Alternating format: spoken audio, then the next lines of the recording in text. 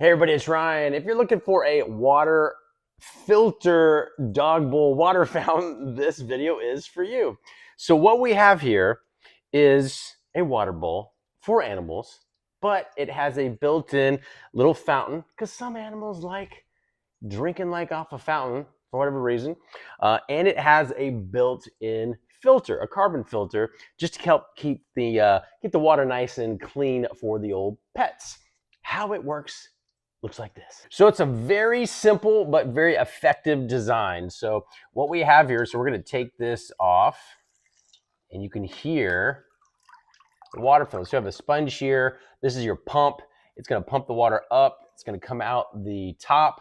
Water's going to then, once it's going to overflow into this drain. It's going to go through the carbon filter. And it's going to go back in, and you have all this water here for your animal.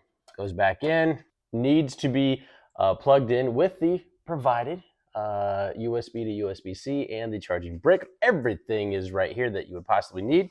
And then also has a window down at the bottom that allows you to see kind of how much water is left inside. It's recommended to keep it above 50% at all times and can last a very, very long time, depending on how much your animal might be drinking.